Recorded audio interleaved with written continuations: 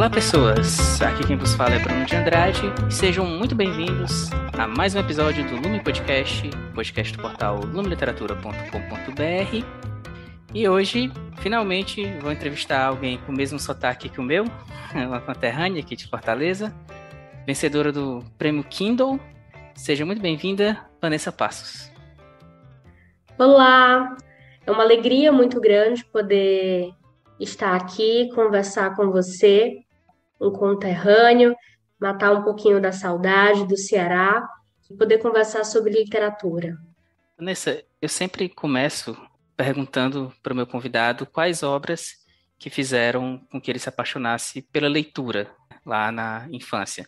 Quais foram as tuas? Eu comecei a ler muito cedo, né? É engraçado que desde muito cedo eu entendi que ler me dava poder. Eu comecei a ler com 4 anos de idade. E eu lembro muito de uma situação em que estávamos eu e 2 primas, e eu peguei um diário de uma delas, e uma delas queria tomar de mim e falou: Não, ela não pode saber o que está escrito aqui. E a outra falou assim: Ah, mas ela não sabe ler, deixa. E aí eu entendi que ler era importante, né? Desde então, eu fiquei obcecada por entender, por querer ler. Mas acho que assim, as obras que me incentivaram naquele início, lá na biblioteca da escola, eu lembro que eu me apaixonei muito pelas obras do Pedro Bandeira, a coleção Os Caras, que tinha toda aquela coisa do suspense, do mistério, mas também eu era aquela leitora melancólica, sabe? Eu lembro que eu me apaixonei pelo A Marca de uma Lágrima, que tinha um cunho bem dramático e tudo. Enfim, fui lendo muita coisa, assim. Eu lembro que naquela época eu lia muito mais homens, né? Porque as nossas referências eram muitos homens, assim, li tudo de José de Alencar, li tudo de Machado de Assis, mas aí eu fui descobrindo aí, ao longo do tempo, as autoras que influenciaram, assim, de uma forma muito intensa, e a Clarice, até hoje, ela é uma grande referência não só na minha leitura, mas também no que eu escrevo, sabe? Assim, tem muitos textos meus, enquanto autora, que eu faço intertextualidade com textos dela. Eu entrevistei a Júlia Dantas há algumas semanas e ela também falou dos caras, do Pedro Bandeira. E além disso, eu acho que o Para Gostar de Ler e a Coleção Vagalume são os que estão mais aparecendo aqui. E a Clarice, lógico, também aparece sempre, né? E quando foi que tu começou a se interessar pela escrita? Eu comecei, assim, tem uma frase que acredito que é o Saramago que fala que o escritor é, antes de tudo, um leitor. Eu acredito muito nisso. E começou dessa maneira. Eu, na época, muito tímida, me escondendo dentro da biblioteca, no intervalo da escola, ali no refúgio dos livros, e lendo muito. E não só lia, mas eu passei a me impressionar muito como aqueles autores que eu não conhecia, de momentos diferentes, muito distantes de mim, conseguiam acessar os meus sentimentos. Eu fiquei muito impressionada com aquilo. E aí aquilo começou a mexer comigo de uma maneira que me levou a ter vontade de escrever, de criar minhas próprias histórias, de criar os meus próprios personagens. Então foi a partir daí, eu acredito que na 7ª série, mais ou menos, eu ainda não tinha nem ideia de consciência de me tornar uma escritora, mas foi o começo de começar a escrever histórias, assim. Esse desejo mesmo, essa consciência maior de me tornar escritora, ela só veio quando eu entrei na graduação em letras, mais tarde. E tu já entrou com esse foco de estudar literatura? Sim, assim, eu me investigava muito, né? Eu me perguntava o que que eu gosto de fazer. E eu amava ler, amava escrever e também gostava de ensinar. Antes de entrar na graduação, eu já dava aulas de reforço, então eu sempre me entendi como professora também, nesse ofício de ensinar. Então, escolher letras foi o caminho mais adequado, porque compilava um pouco de tudo que eu gostava muito. Então, já foi com esse intuito, sim. Legal. Tu estudou na UFC, né? Isso, eu estudei na Universidade Federal do Ceará. Eu entrei no curso com 16 anos. Nossa. Eu sofria muito bullying, né? O pessoal dizia, tapa os ouvidos da Vanessa, que ela não pode ouvir. Muito bom. Aliás, tem uma passagem na Filha Primitiva que fala lá da Casa de Cultura Alemã, né, das coisas que aconteciam por lá. Eu pensei, ih, rapaz, eu estudei lá também, É, mas eu não fui para a Casa de Cultura Alemã. conhecida, frequentou a Casa de Não, Cultura não, Alemã, não frequentei a Bruno. Casa de Cultura Alemã. Mas então, o teu primeiro livro de ficção foi o A Mulher Mais Amada do Mundo, né? Na verdade, não. Na verdade, o primeiro livro de ficção foi o Fábrica de Histórias, que é um livro infanto-juvenil, que ele foi Ah, que publicado de legal. forma artesanal. Provavelmente vai sair uma reedição dele pelo Clube de Assinatura Mini Mega Leitor. E eu fiz um trabalho muito bacana, assim, em várias escolas, né? Em 2018 saiu o Manual de Estilo e Criação Literária, que foi o meu livro de não ficção, que foi o resultado da minha dissertação de mestrado. Aí 2019, o Fábrica de Histórias. 2020, o A Mulher Mais Amada do Mundo, que foi o livro de contos. Sim. Então, antes da gente entrar no A Mulher Mais Amada do Mundo, fala um pouco do teu processo, porque você tem publicado bastante, né? Como é o teu ritmo de escrita, tua rotina, tu tem uma rotina, como que tu faz? Eu costumo dizer que muda um pouco a Vanessa que escreve contos, muda um pouco da Vanessa que escreve romance. O processo de escrita de contos, ele talvez seja um pouco mais livre, o time é um pouco mais caótico, assim, apesar de que eu faço um planejamento sobre o que é o fio condutor do livro, sobre que histórias, que personagens eu quero, mas eu me permito essa liberdade maior de escrever em qualquer momento, de, inclusive, escrever a partir do temperamento do dia. É uma coisa engraçada, por exemplo. Olha, hoje o meu temperamento não está para escrever esse conto muito dramático, eu quero escrever um conto mais leve. Então, eu vou alternando, até porque eu já tenho esse planejamento. Então, eu acho que até talvez por isso eu tenha escrito durante muito tempo contos, né? Porque antes de ter o A Mulher Mais Amada do Mundo em livro, eu já tive vários contos vencedores de prêmios.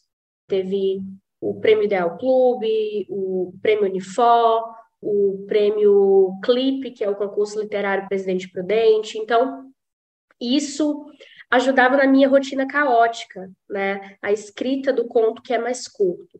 O romance, como é uma narrativa longa, foi difícil, assim, essa transição da narrativa curta para longa, porque eu precisava me demorar mais nesses personagens, nessa história. E o que eu sentia, Bruno, é que se eu me afastasse um pouquinho deles, eu os perdia.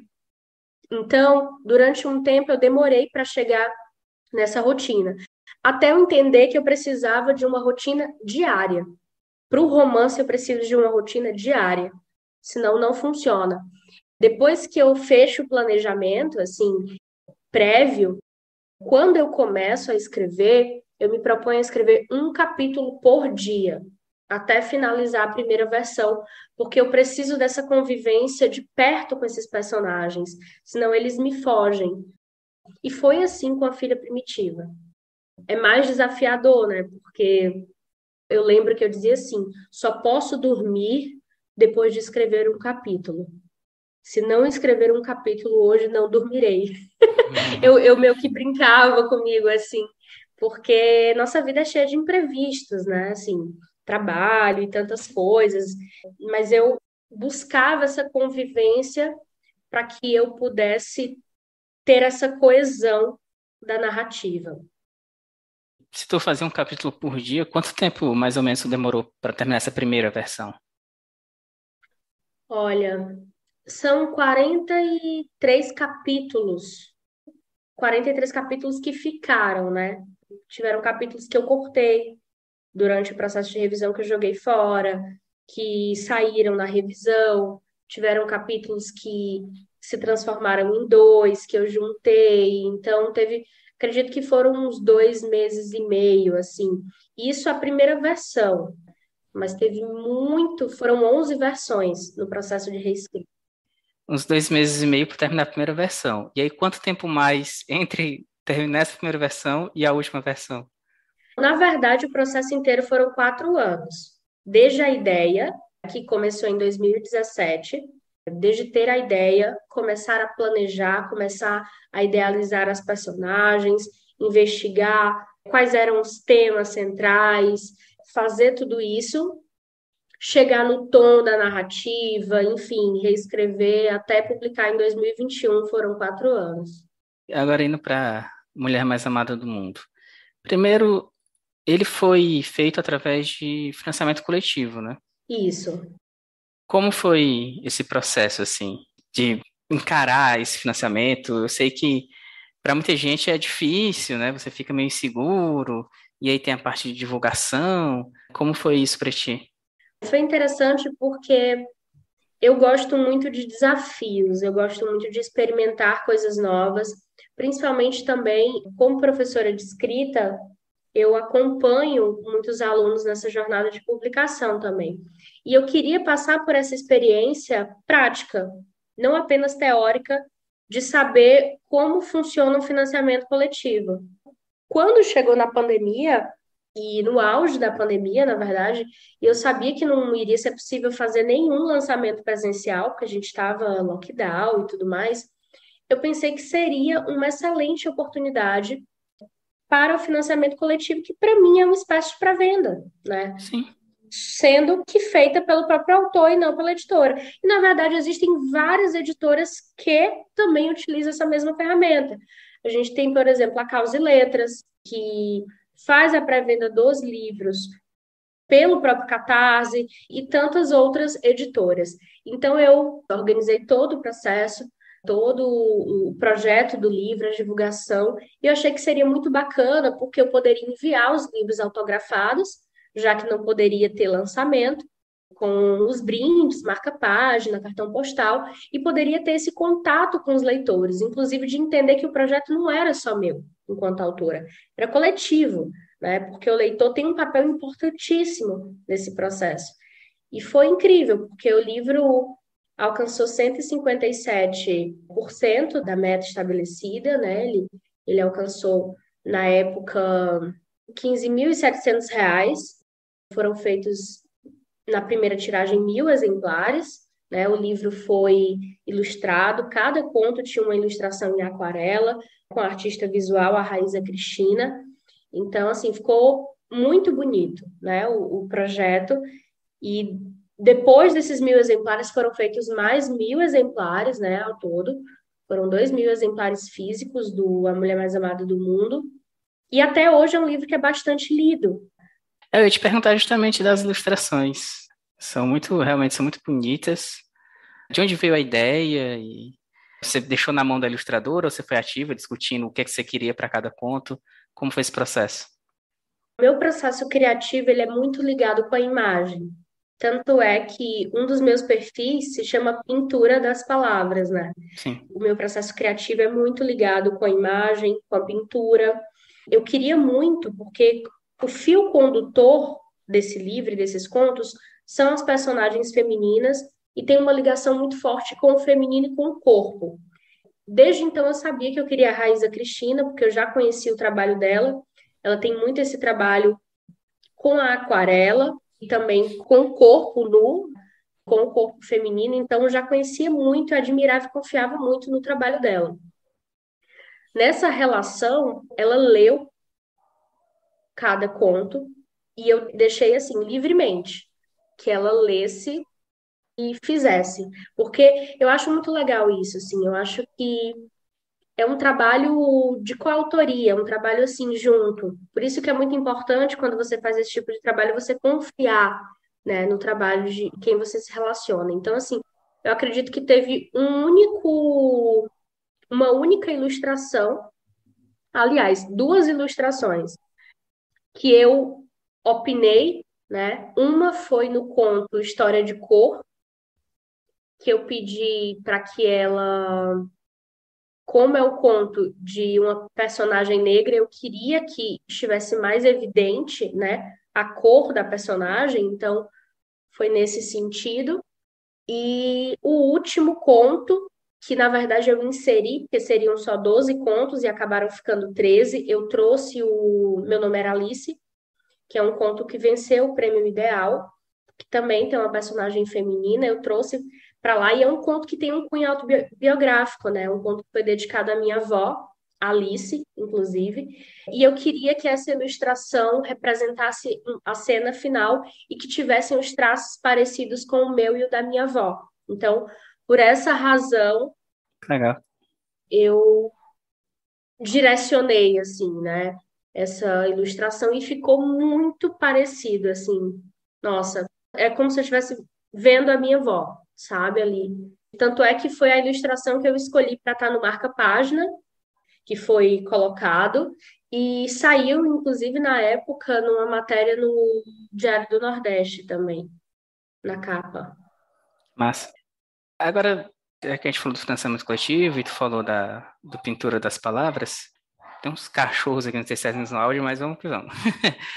Qual a importância que tu vê nas redes sociais hoje, assim, como uma plataforma de divulgação, de contato com os leitores? Tu tem esse Instagram, né, esse perfil do Pintura das Palavras, tanto o pessoal também, né? E isso é bastante engajado, tem muito contato, conversa com outros escritores, né? Como que tu enxerga essa ferramenta das redes sociais? Qual a importância dela para o escritor hoje em dia? Eu acho que é fundamental, assim, porque estamos vivendo o período da tecnologia. Se antigamente a TV era essa única ferramenta, hoje está no alcance da mão, no celular, né? Então, já passou o tempo, assim, da figura do escritor sisudo, distante, e eu acho que, assim, a gente é muito, pelo menos para mim, assim, é muito prazeroso essa relação de quem escreve com quem lê.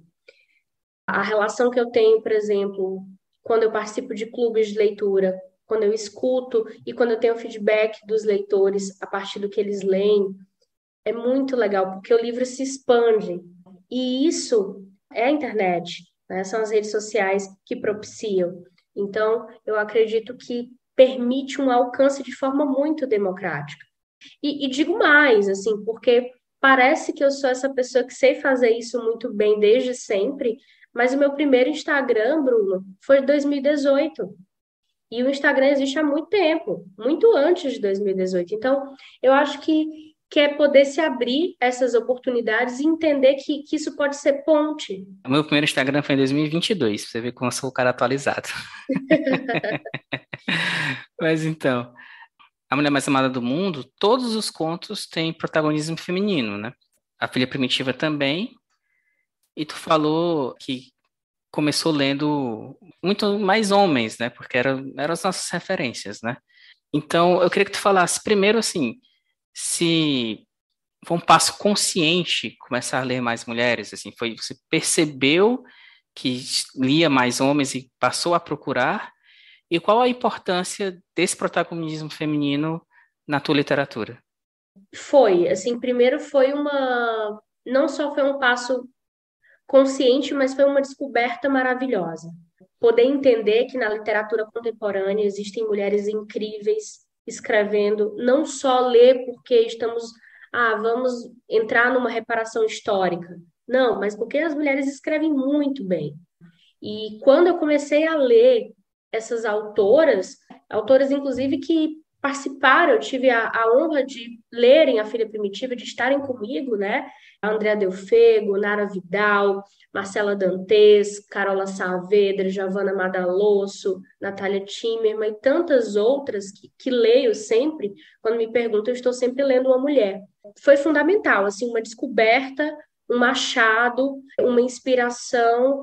Tanto é que eu não só passei conscientemente a fazer isso, como a criar espaços de divulgação para a leitura dessas mulheres. Eu sou fundadora do Clube de Leitura Autoras Vivas, né, que tem o lema que nós, escritoras, não precisamos morrer para sermos lidas. Então, a leitura mais recente desse mês agora foi a Juliana Leite, né, o Humanos Exemplares, e lemos também João Maria Matilde, da Marcela Dantes. Então é isso, assim, de forma muito consciente, tenho lido, tenho indicado e tenho criado esses espaços, porque ainda que o mercado editorial tenha aberto os olhos para isso, ainda é pouco, sabe? Ainda precisa muito, ainda precisa de mais espaço no mercado editorial, na mídia, na grande imprensa, enfim, nos prêmios literários. E eu sempre penso assim, o que que eu posso fazer para contribuir para isso? Não só enquanto escritora, mas enquanto agente de cultura também. E o protagonismo feminino nos teus livros, assim, quão relevante isso é para ti e é algo que tu pretende manter? Isso faz parte do meu projeto literário, assim, eu acho que cada autor, cada autora, talvez nem todos tenham consciência, mas assim, uma coisa que eu busco no meu processo é ter consciência do que é importante para mim, enquanto autora. Quais são as minhas obsessões literárias? Por exemplo, eu tenho muita consciência dos temas sobre os quais eu quero escrever, sobre aquilo que eu quero mergulhar na minha literatura. E o feminino, as personagens femininas, elas me atraem muito. Elas têm uma dimensão e uma complexidade incrível que me fascina.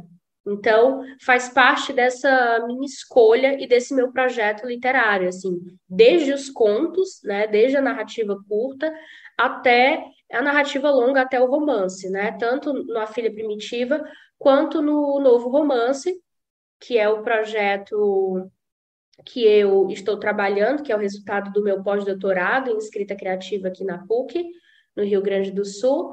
Não tem data ainda para publicação, mas é o projeto que eu estou trabalhando no momento. Legal. E você falou que ler mulheres, até porque tem muitas mulheres fazendo grandes trabalhos, né? E de fato, assim, eu tenho reparado que eu tenho lido mais autoras contemporâneas do que autores contemporâneos.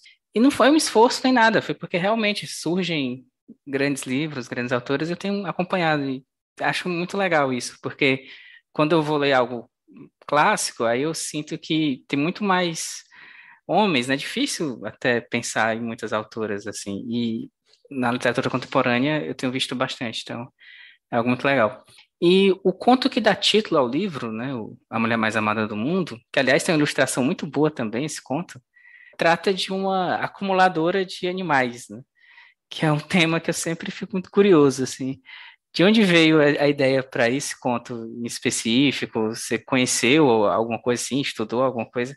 É um tema que sempre me desperta curiosidade.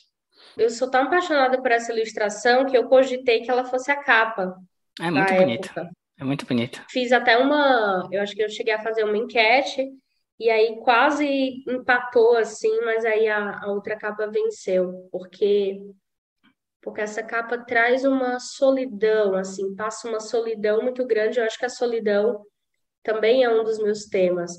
Mas o que que é interessante? Eu costumo dizer que o cotidiano é um solo fértil para a ficção. E eu estou sempre muito atenta a esse cotidiano, sempre muito atenta ao que está ao meu redor. Esse conto, ele surgiu, assim, pelo menos aquela faísquinha, né? Aquele cerne inicial, a partir da relação com o meu cão, que hoje ele não está aqui comigo, porque não pôde viajar para Porto Alegre, não pôde vir passar frio aqui comigo, mas é muito engraçado, porque ele sempre era um termômetro. Ele sempre sentia quando eu estava mal, quando eu não estava bem. E aí eu lembro de uma situação em que eu estava muito, muito triste, muito mal, e eu cheguei arrasada de uma situação e fui para o banheiro, sentei ali no vaso sanitário e chorando, chorava, chorava, chorava, chorava, não parava de chorar. E peguei um papel higiênico, assim, um rolo de papel higiênico e coloquei assim no olho. E ele veio, deitou a cabeça no meu joelho e depois ele subiu, como se subisse assim em cima de mim, pegou a pata e puxou a minha mão do meu olho, como se dissesse para de chorar. E aí, naquele momento, eu entendi a complexidade que pode existir na relação entre humanos e bichos. E, assim, que muitas vezes as pessoas Algumas pessoas desconsideram, né? Porque existem várias pessoas que têm os animais como filhos, né? Como, enfim, uma relação muito profunda. E aí eu fiquei completamente obcecada por aquilo, não tinha uma história, mas eu fiquei por dias até começar a ficcionalizar e a criar toda a história da mulher mais amada do mundo e dessa relação de afeto, de grandioso afeto entre ela e os animais, que as pessoas não entendem, mas ela e eles entendem, né? Então, e esse conto foi tão curioso, Bruno, porque eu escrevi, né, em 2020, mas acho que em 2021 vários alunos, leitores, começaram a me marcar numa matéria de jornal no Instagram e eu não estava entendendo o que era aquilo. E quando eu fui olhar uma matéria de jornal, exatamente a mesma premissa do conto.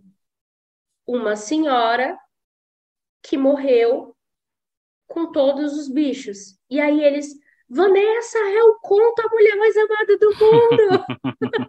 Essa relação de como a ficção e a realidade, né, assim, acabam se cruzando de alguma maneira. E como é o nome do teu cachorro?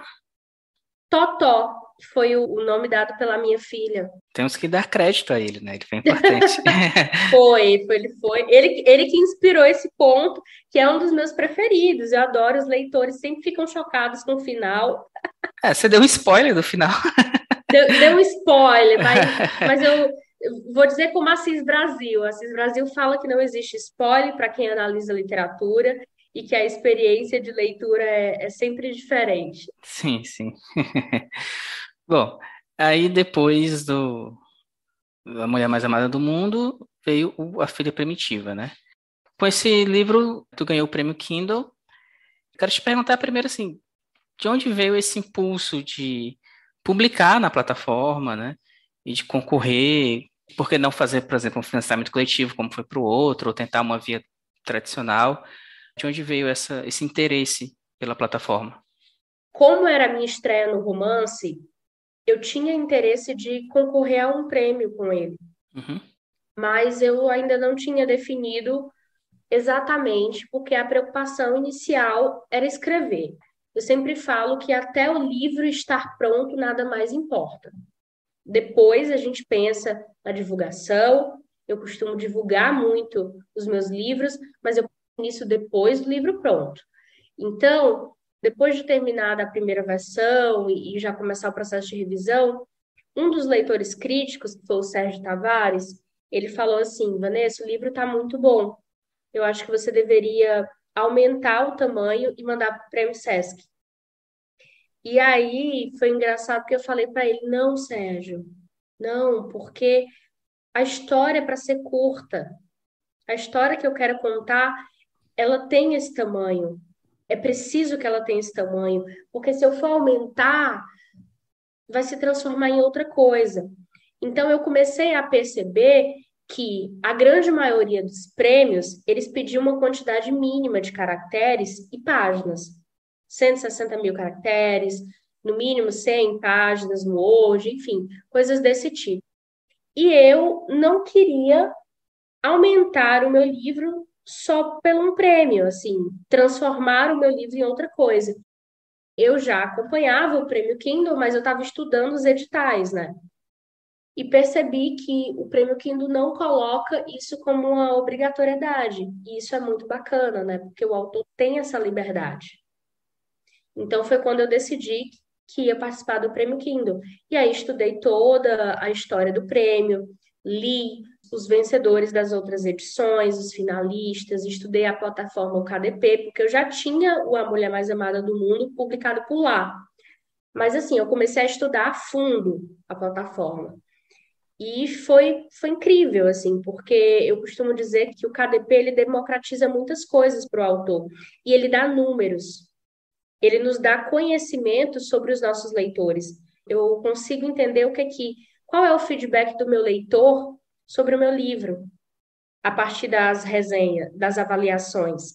Eu consigo saber quantos downloads, quantas mil páginas lidas, dados estatísticos que eu não acompanhava antes e que eu passei a acompanhar por conta que o livro estava concorrendo ao prêmio.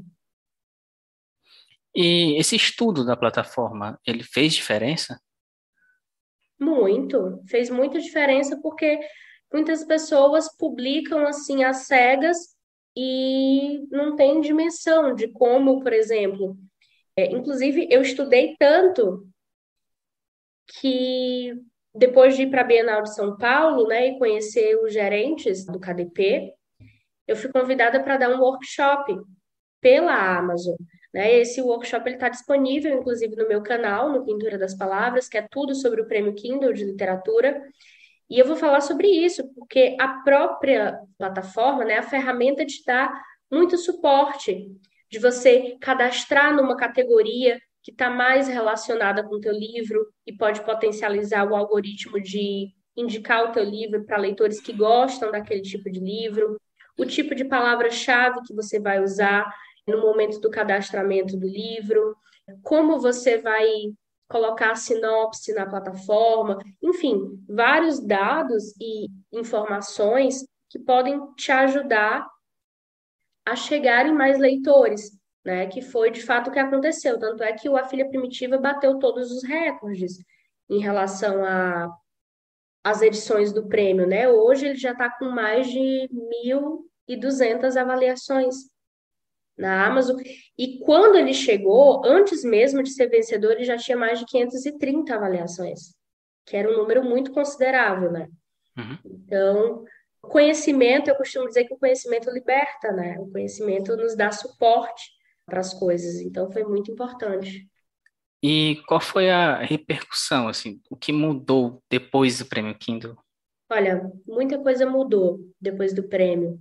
Claro que eu já tinha uma trajetória que já estava sendo construída, eu já tinha leitores, o livro já estava sendo lido, eu já estava participando de clubes, mas pós-prêmio tivemos um alcance maior, né, um alcance massivo, assim, primeiro na grande imprensa. É importante eu, enquanto escritora cearense, uma escritora nordestina fora do eixo Rio-São Paulo, alcançando a grande imprensa, né? O livro saiu na Folha de São Paulo, o livro saiu no Estadão, o livro saiu no Globo, saiu na Marie Claire, saiu em diversos mecanismos e foi alcançando leitores a partir disso. Outro dado importante também que eu percebo e que eu costumo falar sobre isso, até eu sou colunista do jornal O Povo e eu escrevi uma coluna polêmica, que fala assim: homens, leiam mulheres, antes tarde do que nunca. E nessa coluna eu falo sobre como eu percebi que após o prêmio eu passei a ter muito mais leitores homens, porque eu sou muito observadora e eu acompanho os meus leitores. Eu sou aquela escritora que acompanha de perto, e sei o que está sendo dito, falado, resenhado. E eu costumo dizer que as leitoras, as mulheres, sempre me deram um voto de confiança, elas sempre me leram. Mas é como se depois do prêmio, não todos, mas alguns homens passassem a me ler mais e dizer assim: nossa, essa mulher venceu esse prêmio, deixa eu ver o que ela escreveu aqui, deixa eu dar um voto de confiança. E eu sinto que isso foi uma das coisas também que mudou dentro desse aspecto. E, sem dúvidas, um terceiro ponto é a turnê, né? Eu estou em turnê, viajando por todo o Brasil, por vários eventos literários, feiras, bienais, participando de eventos e fazendo lançamentos de A Filha Primitiva. Assim, para mim, tem sido uma alegria enorme poder encontrar esses leitores, sobretudo a gente tendo saído de um momento de tanto tempo dentro de casa, né? De tanto tempo de pandemia, então eu tenho participado de muitos. Acabei de vir de uma sequência de 4 viagens, né? Lançamento em São Paulo, Flima, depois veio o Filigran, que é o Festival Internacional Literário de Gramado, depois veio a Flipossos, um outro evento em São Paulo, e aí logo mais vamos lançar em Curitiba e Bienal de Brasília. Então, é uma sequência de lugares, e isso tudo o prêmio tem possibilitado, né, de ter essa visibilidade, de ter esse alcance, e alcançando esses espaços em que eu fico realmente muito, muito feliz. A filha primitiva, acho que das primeiras coisas que chama a atenção no livro é o fato das mulheres não terem nomes. É uma história de, para quem está ouvindo e não conhece, né, uma história que envolve muito mãe, filha e avó, narrado por uma mulher que acabou de ter uma filha e vive ainda com a mãe, então a história gira em torno das três, e você não fala o nome de nenhuma das três e nem de nenhuma outra mulher que aparece durante a trama. E os homens, sim, eles são nomeados, né? Lógico que existe uma razão, assim, por trás disso que a gente pode imaginar, mas eu queria saber de ti, assim, qual foi o impulso para fazer isso? Essa foi uma das decisões, das poucas decisões que não foram planejadas previamente. Olha só. Engraçado, porque eu sou uma escritora que planeja, né? Sobretudo para o romance. E a priori, dentro do meu processo, eu gosto de nomear as minhas personagens ao final, porque eu acredito que após a construção completa, eu tenho mais propriedade para dar um nome com mais significado, com mais simbologia. Então, eu comecei escrevendo sem nome, mas com esse objetivo, de ao final todos serem nomeados. E aí, quando eu cheguei num terço do livro, começou a fazer muito sentido a inexistência desse nome, a falta desse nome. Até porque, quando se pensa em A Filha Primitiva, se pensa numa narrativa sobre violência, numa narrativa sobre silêncio. E, para mim, o silêncio fomenta a violência, a inexistência desses nomes também.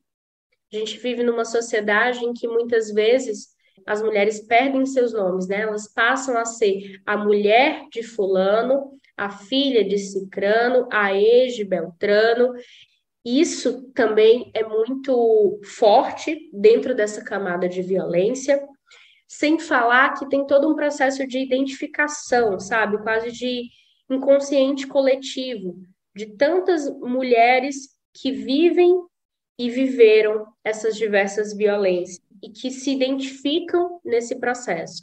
Então eu comecei a encontrar inúmeras razões para isso, assim, inclusive no próprio processo metalinguístico, porque a gente tem aí uma mãe que não quer ser mãe, que rejeita a maternidade e que chama a filha de menina, não chama pelo nome. Eu decidi comprar essa briga, né, Uhum. de não nomeá-las. E aí, dentro dessa decisão, veio essa oposição de nomear esses homens, mesmo que eles fossem personagens muito figurantes, porque a gente tem ali personagens que só passam muito rapidamente pela história. E tem uma leitura que eu adoro, que alguns leitores fazem, que é assim: em geral, na sociedade, quando existe uma violência, as mulheres são expostas e os homens protegidos. E o que acontece aqui é o contrário, as mulheres não têm os seus nomes e os nomes dos homens estão lá. É o José, é o Otton, é o fulano. Eu gosto muito dessa leitura feita por algumas pessoas. Sobre a questão da maternidade, né, que obviamente é muito forte no livro, existe essa mãe que rejeita a filha, mas rejeita até a ideia de ser mãe, acima de tudo, né? Algumas coisas que ela fala sobre a amamentação, sobre mudança de corpo e tudo mais, são questões que não tocam apenas quem rejeita ser mãe, né? Então, assim, existe uma idealização do que é ser mãe, e o livro ele quebra um pouco isso, né? Desromantiza a, a maternidade. Era um ponto que tu queria trabalhar também? Como foi isso? Desde o início, assim, a maternidade, na verdade, é um dos meus temas de obsessão. No próprio A Mulher Mais Amada do Mundo, eu tenho pelo menos 3 ou 4 pontos que nós já temos aí a presença da maternidade. Isso para mim é muito forte, inclusive essa relação com o corpo, sabe? Essa relação de o parto normal, voltar para o próprio corpo. Como voltar para o próprio corpo? É possível voltar para o mesmo corpo? Todas essas reflexões, inclusive Eu sei que biologicamente a mulher está preparada para ser mãe, no sentido de, ah, não, o óvulo e tal e tudo mais, o ovário, mas quando você para refletir no ato de gerar uma criança por 9 meses e no ato de parir, é extremamente violento. Por que que uma mulher fica cheia de estrias? O que que é a estria? É o corpo que rasga, porque ele não suporta, ele não dá conta daquilo. Por que que, por exemplo, num parto normal, muitas vezes a criança passa e ao passar no parto, naturalmente, sem uma intervenção médica, o corpo da mulher é rasgado? Aquilo é violento, ainda que seja natural. Então, é toda uma reflexão sobre essa violência, sabe? Também. E é uma das coisas que, desde o início, assim, eu queria trazer como tema central, tanto é que começa por isso, né? Assim, a primeira, eu gosto muito, a primeira frase do livro já traz isso, né? Já era tempo de parar de mamar, mas a menina continuava agarrada ao peito. No fundo, eu gostava, porque era o único momento em que eu me sentia mãe de verdade. A menina sugando de mim a mãe que eu não era. Um outro ponto do livro também é a questão racial. Eu achei interessante porque a protagonista, a narradora do livro, ela fala que a mãe dela é preta, mas ela é mais clara. O pai dela provavelmente era branco. E eu vi um artigo teu no Povo que tu falou sobre isso, sobre se descobrir negra, por ter a pele também um pouco mais clara, né? E eu fiquei pensando nessa relação e como é trabalhar essa questão racial para ti. É interessante porque, inclusive, eu estava conversando sobre isso no clube de leitura, porque no livro a gente tem, é narrado pela personagem central, né? E ela fala que a mãe é preta, né? É negra, e ela diz que ela é branca. Mas se a mulher não é branca, Não. né?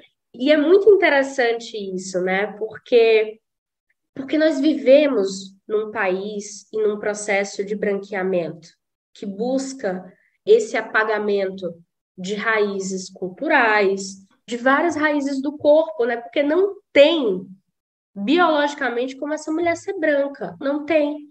Mas é porque a gente não tem consciência do colorismo, que é uma outra pauta, uma outra questão importante. E aqui se trata de literatura. Eu não estou trazendo um ensaio sobre racismo. Ela não ia dizer, não, porque isso. E até trazer essa não consciência dela, entendeu? Que é uma coisa muito legal. Eu gostei dessa sua pergunta. E é algo que é um processo, para mim, desafiador, porque eu passei a vida inteira. Inclusive, eu comprei um livro maravilhoso da Bianca Santana, Quando Me Descobri Negra. E diz aqui, tenho 30 anos, mas sou negra há 10. Antes era morena. E é exatamente isso, sabe? Porque é todo um processo, né? Que a gente acha que só existe o negro retinto, e é todo um processo de se redescobrir e de ficar ali no entrelugar.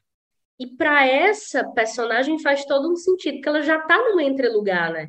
No entrelugar de não saber seu passado, de não saber suas origens, de não saber sua árvore genealógica, de não saber, inclusive, sua própria cor, porque a mãe é preta, ela é mais clara, mas também não sabe quem é o pai e não sabe o que é. Então, é a complexidade, né? Que eu quis muito trazer nesse livro. Sobre o teu estilo de escrita, é um estilo direto e com a linguagem bastante incisiva, sem muitos floreios e sem evitar palavras fortes, assim.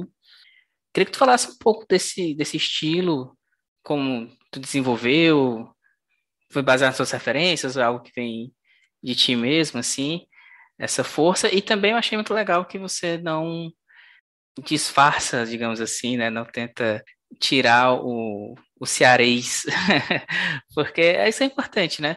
Você tá lá da maneira como, daqueles termos que a gente usa mesmo e sem nenhuma maquiagem nisso também, né? Queria que tu falasse um pouco da linguagem na tua literatura. Bruno, hoje é uma das coisas que eu mais me orgulho dentro do meu projeto literário. Não foi fácil, eu tive que me desconstruir para construir essa linguagem.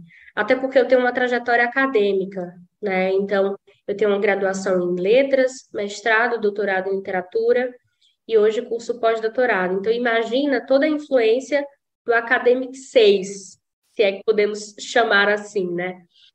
Toda essa linguagem ultra formal, pensar toda essa questão da prisão dessa gramática normativa. Quando eu comecei a escrever, a minha linguagem era muito prolixa, muito rebuscada, muito truncada. Lá no início, se for pegar a Vanessa de, sei lá, de mais de 10 anos atrás, era totalmente diferente. Eu fui dando espaço e voz e respiro para essa oralidade, para essa linguagem popular que não tem muito espaço na nossa literatura.